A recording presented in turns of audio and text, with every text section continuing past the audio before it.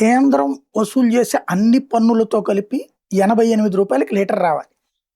కొన్ని రాష్ట్రాల్లో 90 రూపాయలు, 92. కానీ రాష్ట్రాలు వేసే పన్నులు పెట్రోల్ మీద దాంతోనే 100 రూపాయలు, 105, 110 దాకా వెళ్తున్నది. భారతదేశంలో అత్యధికంగా పన్నులు వసూలు చేస్తుంది పెట్రోల్, డీజిల్ మీద ఆంధ్రప్రదేశ్, సెకండు తెలంగాణ. ఇది లెక్కలు చూస్తే కనబడేటటువంటి సత్యం.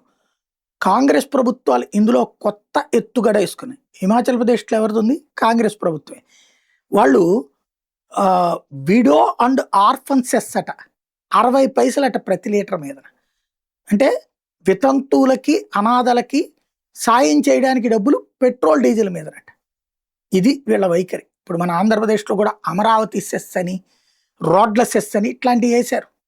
ఆ డబ్బులు ఇప్పుడుగా జగన్ ఉన్నప్పుడు, చంద్రబాబు ఉన్నప్పుడు క్రిందటిసారి అమరావతి సెస్ వేస్తే జగన్ 5 ఏళ్ళు అమరావతి కట్టలేదు, కానీ సెస్ మాత్రం కట్టించుకున్నాడు. ఆ డబ్బులు ఏమైపోయినాయో తెలియదు. అది రాజధానికి కట్టలేదు. అట్లాగే ఇప్పుడు అది కంటిన్యూ అవుతుంది. దాదాపు 4 రూపాయలు ఎంతో దాని మీద. మళ్ళీ ఇవి ఇంకో పక్కన నడుస్తున్నటువంటి పరిస్థితి. ఈ పెట్రోల్ మీద బాధుళ్ళు అయితే మాత్రం రాష్ట్రాలు దోచేస్తున్నాయి.